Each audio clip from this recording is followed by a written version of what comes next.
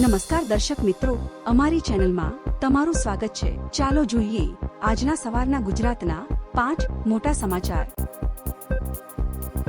બનાસકાંઠા અંબાજીમાં ક્ષત્રિય સમાજ દ્વારા ધર્મ રથનું આયોજન કરવામાં આવ્યું છે। ક્ષત્રિય આગેવાનો દ્વારા ધર્મ રથનો રૂટ જાહેર કરાયો છે। ક્ષત્રિય નારીની અસ્મિતાને લઈ પણ આયોજન કરવામાં આવ્યું છે। 25મી એપ્રિલે ધર્મરથ અંબાજીથી પ્રસ્થાન કરશે। આ ધર્મરથનું 25મી એપ્રિલે સવારે 10 કલાકે અંબાજી મંદિરથી પ્રસ્થાન કરાશે। લોકશાહી બચાવો અસ્મિતા ટકાઓનું અપાયું છે સૂત્ર। તાનાશાહી વિરુદ્ધ મતદાન કરવા કરાશે હાંકલ। અંબાજી, દાંતા, મોટાસડા, વડગામ થઈને અંતે પાલનપુરમાં ધર્મરથનું સમાપન થશે।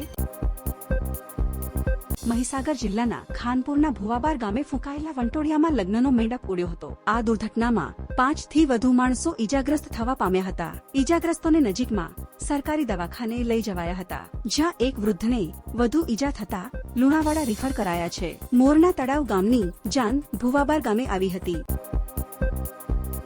સાળંગપુર કષ્ટભંજન હનુમાનજી મંદિરે હનુમાન જયંતીની ધામધૂમપૂર્વક કરાઈ છે, જે નિમિત્તે મુખ્યપ્રધાન ભૂપેન્દ્ર પટેલ પણ કષ્ટભંજન દેવના દર્શને સાળંગપુર મંદિરે પહોંચ્યા હતા। આ દરમિયાન તેમણે અન્નકૂટના દર્શન કરી કષ્ટભંજન દાદાની આરતી ઉતારી હતી। સાળંગપુર કષ્ટભંજન હનુમાનજી મંદિરે હજારોની સંખ્યામાં ભક્તોએ જય શ્રીરામના નારા લગાવતા મંદિર પરિસર ગુંજી ઉઠ્યું હતું, જે બાદ સીએમ ભૂપેન્દ્ર પટેલ બીએપીએસ મંદિર ખાતે દર્શને પહોંચ્યા હતા અને સંતો સાથે બેઠક કરી હતી। સુરેન્દ્રનગરમાં ભાજપ વિરુદ્ધ પ્રચાર કરવા ધામાથી ક્ષત્રિય અસ્મિતા ધર્મરથનો આજથી પ્રારંભ કરાવાશે, જેમાં સતત 3 દિવસ સુધી સુરેન્દ્રનગર જિલ્લાના 30 થી વધુ ગામોમાં ક્ષત્રિયો અસ્મિતા ધર્મરથ ફરશે અને ભાજપના વિરોધમાં પ્રચાર કરશે તેવું સમાજના આગેવાનોનું કહેવું છે। આ સાથે જ ગામ બૂથ લેવલ પર ભાજપ વિરોધમાં મતદાન થાય તે માટે સુરેન્દ્રનગર ક્ષત્રિય સમાજના યુવકોની કમિટીની રચના કરાઈ છે।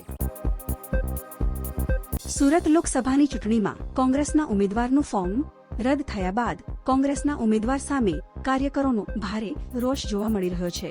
આજે સવારે કેટલાક કાર્યકરો કુંભાણીના ઘરે જઈને જનતાના ગદ્દારના બેનર લઈ વિરોધ પ્રદર્શન કર્યું હતું। સુરત લોકસભામાં કોંગ્રેસે નિલેશ કુંભાણીને ઉમેદવાર તરીકે જાહેર કર્યા હતા। ત્યારબાદ નાટકીય રીતે નિલેશ કુંભાણીના ટેકેદાર ગાયબ થઈ ગયા હતા, જેને કારણે નિલેશ કુંભાણીનું ફોર્મ રદ થયું હતું। ત્યારબાદ ગણતરીના કલાકોમાં અન્ય 8 ઉમેદવારોએ પણ પોતાનું ફોર્મ પર ખેંચી લેતા અને ભાજપના મુકેશ દલાલ બિનહરીફ વિજેતા જાહેર થયા હતા।